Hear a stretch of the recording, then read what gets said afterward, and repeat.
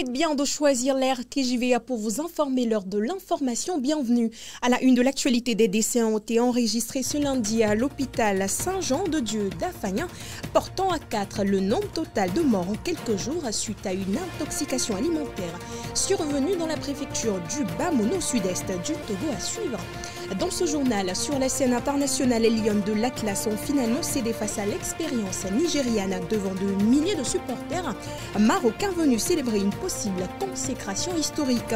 Score final 3-2 pour les Super Falcons qui décrochent un nouveau titre continental. Voici pour le menu de votre journal. La localité de Péchou, située dans la préfecture Bas-Mono, est touchée par une intoxication alimentaire après la consommation d'un bouillon de sang caillé de bœuf, communément appelé Humbli. Ce produit vendu sous forme de boule sur le marché de Balogo par une femme encore non identifiée aurait déjà causé de nombreux cas de diarrhée aiguë, de douleurs abdominales et plusieurs hospitalisations. Le bilan provisoire fait état de 4 décès, dont 2 à l'hôpital Saint-Jean-de-Dieu d'Afagnan. Alerté, le ministre togolais de la Santé a confirmé qu'il s'agit d'une intoxication alimentaire localisée. Le ministre Tindari a ordonné des enquêtes approfondies et dépêchées du personnel médical sur place. Des médicaments ont été acheminés pour assurer une prise en charge gratuite des victimes. Les autorités sanitaires appellent la population à une plus grande vigilance et déconseillent fermement la consommation de ce produit jusqu'à nouvel ordre. Autre actualité ce soir, direction la région des Savanes. À la suite d'un tragique accident de route survenu ce 26 juillet à Tindigui, ayant coûté la vie à 9 personnes et fait 20 blessés, le gouverneur de la région des Savanes, Afoacha Deji, a annoncé le renforcement des contrôles routiers à compter du 1er août 2025. Une décision qui vise à enrayer la recrudescence des accidents, souvent liés au non-respect du code de la route et à la conduite en état d'ébriété, à la surcharge de véhicules ou encore à leur mauvais état technique. Le gouverneur a appelé les conducteurs et usagers à plus de civisme, tout en avertissant que les contrevenants s'exposeront à des sanctions strictes conformément à la législation en vigueur. Les forces de l'ordre seront déployées sur les axes les plus fréquentés de la région pour appliquer ces mesures préventives. Place à la religion à présent. Dans cette édition, nous recherchons la paix. Cependant, la seule paix véritable et durable se trouve en Jésus-Christ. Ce message central établi justement au cœur de la prédication ce dimanche à l'église des Assemblées de Dieu de Segbekboji. Les fidèles ont été exhortés à s'accrocher au Seigneur pour avoir cette paix. Mabel Fiagnon, reportage. De jour en jour, face aux obstacles, aux défis, chaque personne cherche une paix mentale, spirituelle, physique, une qui, une fois trouvée, semble toujours s'échapper. Ce dimanche, à l'église des Assemblées de Dieu de Segbekboji, le prédicateur a décidé de révéler le secret d'une paix qui ne s'effrite pas. Il a indiqué que la seule paix durable est celle qui se trouve dans le Seigneur Jésus-Christ. Le reste n'est qu'une illusion qui se dissipe au premier orage. Jésus diffère de la paix que le monde donne. Oui, comme je viens de dire, en résumé, réellement, les biens matériels ne peuvent pas nous donner la paix. La renommée ne peut pas nous donner la paix. Seul Dieu seul donne la vraie paix, la paix intérieure. C'est cette paix que nous vivons et cette paix est durable. Et c'est cette paix qui va nous amener au ciel. Si tu as cette paix, même si tu ne manges pas, tu seras rassasié. Même si tu n'as pas de l'argent, tu seras fier. Même si tu n'as pas les choses matérielles dans ce monde, tu vas vivre en paix avec la paix du monde est éphémère et fragile. Alors que la paix de Dieu donne la joie du cœur. La paix de Dieu donne la sécurité, même au moment de l'insécurité. Alors, j'invite les frères et sœurs en Christ à adopter la paix de Dieu, à chercher à avoir la paix de Dieu. Pour l'avoir, il faudrait considérer Jésus-Christ comme son sauveur et Seigneur personnel. Il faudrait se confesser, se donner à la parole de Dieu et s'attacher à la prière. Ainsi, cette paix.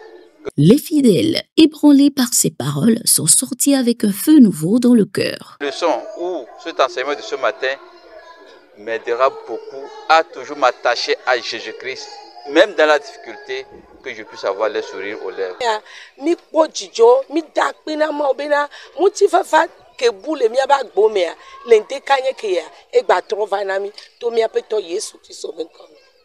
Car le monde donne une paix qui s'épuise, mais Dieu offre celle qui règne. Car, comme il est écrit dans Jean 14, le verset 27, « Je vous laisse la paix, je vous donne ma paix. Je ne vous donne pas comme le monde donne, que votre cœur ne se trouble point et ne s'alarme point. » Après 15 années de leadership à la tête de l'église des Assemblées de Dieu d'Agbalé-Pédogan, le couple pasteur Nathanie et Marthe Anani ont reçu tous les honneurs ce dimanche.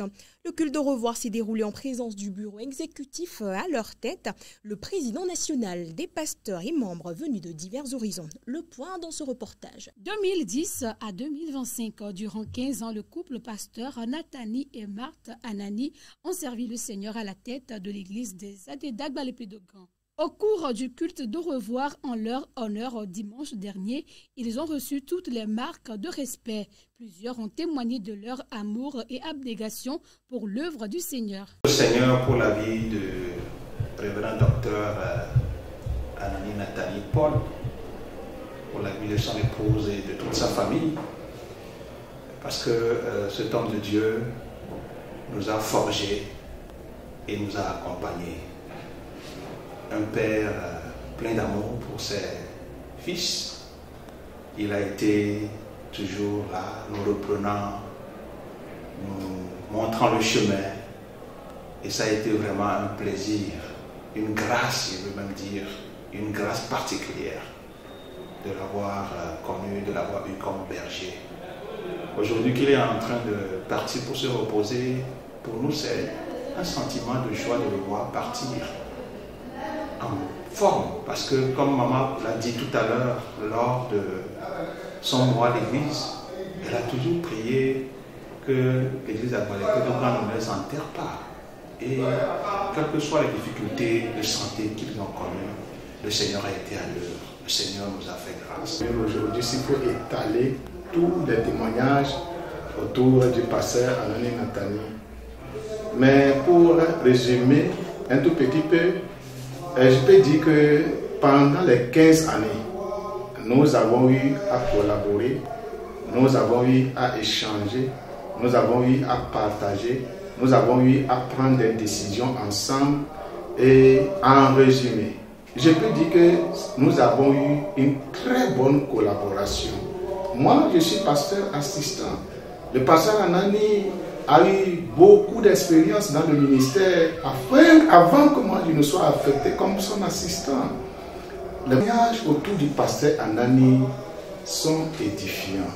Anani Nathanie, comme on le dit souvent, c'est un homme franc. Et parfois, les gens comprennent mal sa franchise. Anani ne sait pas être hypocrite. Quand il voit quelque chose, il va vous le dire franchement. Mais j'ai eu à le côtoyer pendant plusieurs années. C'est quelqu'un qui ne garde pas les choses dans son cœur, quelqu'un qui ne garde pas rancune. Anani vous sonne et ça s'arrête là-bas. Anani est un homme franc. Anani ne sait pas manifester d'hypocrisie. Au niveau du ministère, du service au sein de l'église locale, je peux dire c'est un homme de sacrifice. Anani est un homme de sacrifice. Quoi que les gens puissent dire, raconter. Moi j'ai été proche du pasteur Anani et je sais que c'est un homme du sacrifice. Quant à ce qui concerne les œuvres de Dieu, en ce qui concerne les œuvres de Dieu, Anani ne sait pas aller à gauche ou à droite, il va tout droit. Ma formation, j'étais engagé comme secrétaire et enseignant suppléant. Et quand lui, on l'a fait, il venait de Lomé en 1982. Et nous avons travaillé ensemble en tant que, bon, comme j'étais enseignant suppléant, lui aussi il était directeur doyen de l'école, après directeur par intérim. Nous avons travaillé vraiment, j'ai vu en lui une bibliothèque, un musée. Bon, les mots me manquent pour pouvoir qualifier le doyen, le pasteur Anani Nathanie. Vraiment, il a été une bénédiction pour nous tous. Moi, personnellement, il a été avec moi, il m'aimait beaucoup, il m'a donné beaucoup de conseils, il m'a encouragé dans beaucoup de domaines et j'ai hérité de lui beaucoup de choses pour la gloire de Dieu, ce qui m'aide aujourd'hui dans mon ministère. Dans son message pour l'occasion, le président national de l'Église des Aidés du Togo a invité l'assistance et le couple pasteur en particulier à garder la foi jusqu'au retour du Seigneur Jésus. Christ. Quand nous avons réellement la foi en Dieu, nous pouvons faire face aux épreuves et aux difficultés de la vie et nous sortirons vainqueurs.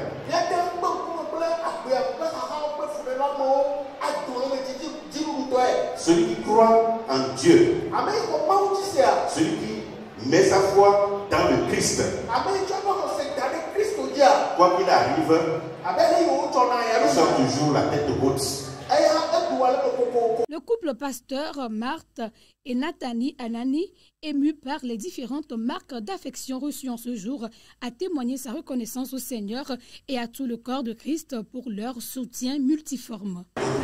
Les enfants, la jeunesse, les femmes, les hommes et tous les groupes organisés que nous avons au sein de cette église, chacun s'est manifesté et je voudrais vous dire à tous merci. Nous avons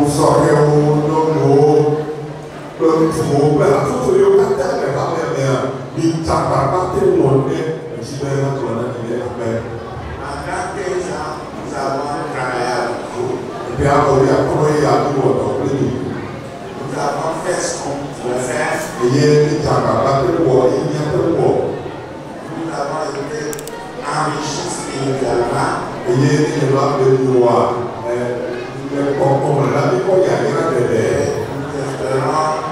avoir apporté quelque chose à chacun de vous. Que Dieu vous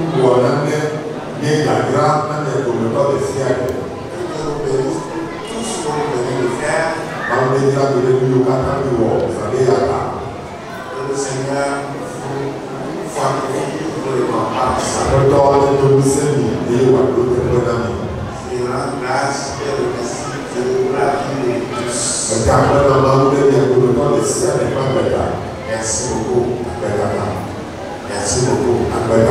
De 33 500 membres en 2010, l'Église des Aidés d'Agbalé-Pédogan compte aujourd'hui 60 597 membres, 1360 baptisés et 227 mariages célébrés. Des rapports qui témoignent du travail abattu sans relâche par le couple pasteur pour l'œuvre du Seigneur. Le couple pasteur Aziaho, quant à lui, était à l'honneur ce dimanche au culte à l'église des Assemblées de Dieu d'Indidogomé.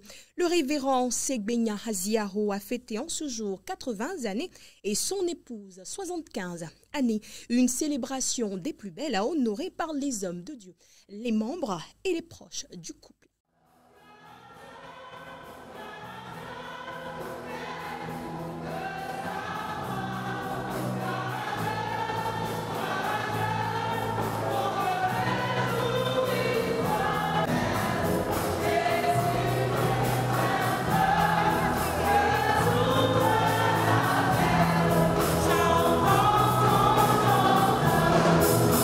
Une expérience de vie, un parcours périlleux et à la fois gracieux, c'est ce que célèbre en ce jour le couple pasteur Aziaho, sa famille, ses proches et l'Église.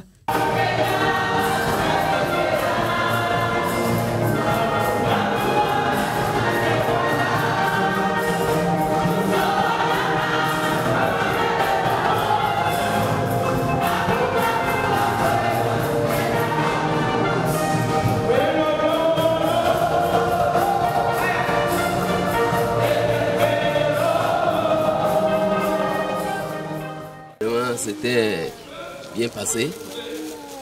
Je peux dire que c'est une journée très joyeuse pour nous. Ce petit mot qui est le remerciement là, je le remercie de tout cœur pour la grâce qu'il a déversée sur nous, qu'il avait commencé et continue toujours de déverser sur notre vie. Nous le remercions, je le remercie du fond de mon cœur. L'engudi sau akpa. Mau tenya akpa. Ma akpa mia ta veniam. Kaka kudo fayo mi le khofia. Mi me bui benania gba koto ano agba. Kaka na fifio. Kaka mau va menvova. Awe o pomia ta. Ngale da bana mau. De srai lolo to badia. Enya mare yika. Agboajidi. Agboji nya mai ka boji tena.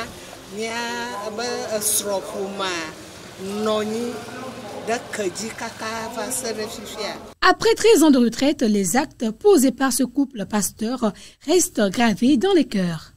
J'ai connu le pasteur Aziao en 1996 et c'est un homme qui m'a marqué par son humilité.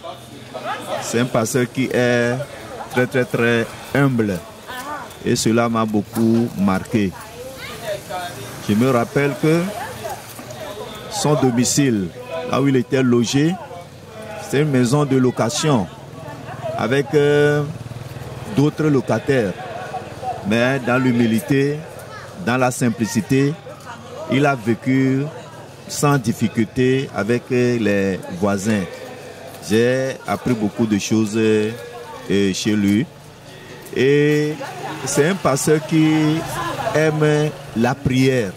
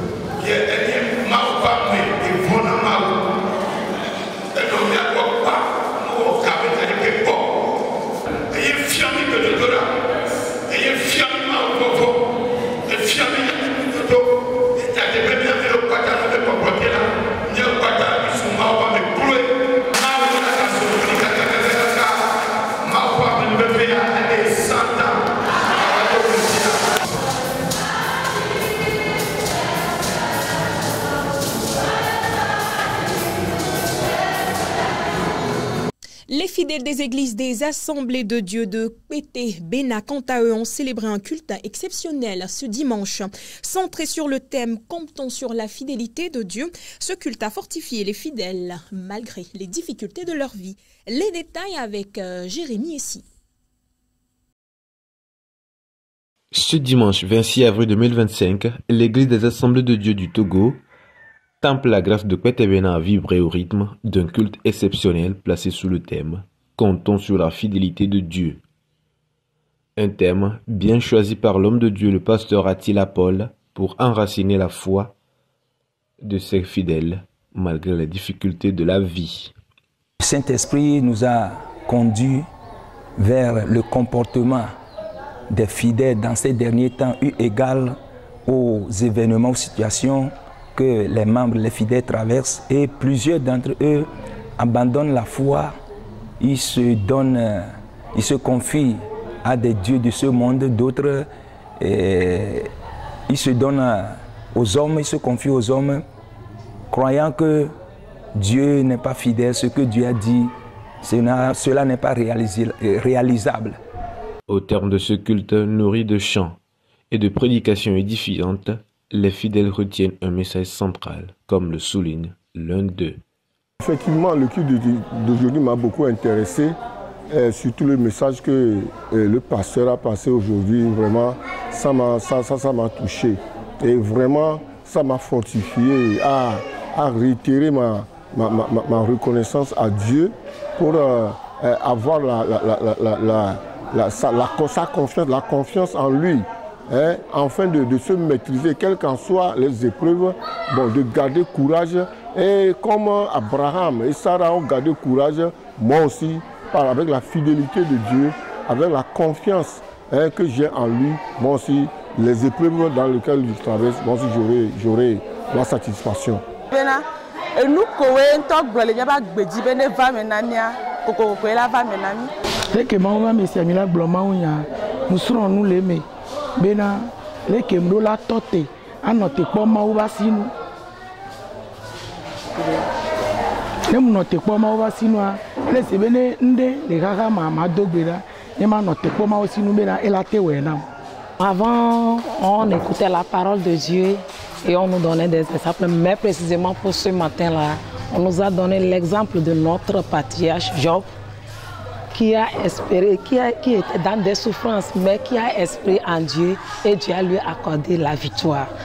Un message d'espérance renouvelé, porté avec puissance par la communauté chrétienne de Kwetebena, unie dans la foi et en un Dieu qui tient toujours ses promesses. L'actualité internationale à présent dans ce journal. Nous vous conduisons à présent en Irlande où nous nous sommes intéressés à l'histoire de Philippe Mullerin, ancien joueur de Manchester United et international nord-irlandais qui a opéré un changement de vie radical en passant du football de haut niveau à la prêtrise. Nous vous laissons donc découvrir dans ce dossier l'incroyable reconversion de ce dernier. Philippe Mullerin, ancien joueur de Manchester United et international nord-irlandais, a opéré un changement de vie radical en passant du football de haut niveau à la prêtrise catholique. Aujourd'hui âgé de 47 années, il a évolué aux côtés de grandes figures. Sa carrière lui a permis de représenter l'Irlande du Nord à 27 reprises et de jouer pour Norwich City et Cardiff City avant de raccrocher les crampons en 2008. Malgré une carrière marquée par un salaire confortable, il a fini par ressentir un profond vide dans sa vie et cette quête de sens l'a conduit à abandonner le monde du football pour embrasser une existence spirituelle. Après un passage dans un refuge pour sans-abri et une introspection approfondie, il s'est inscrit au collège pontifical irlandais de Rome en 2009 et a été ordonné prêtre en 2017 et mène désormais une vie au service de la foi dans un monastère. Par ailleurs, bien qu'éloigné des projecteurs, l'ancien milieu de terrain conserve un lien avec le football.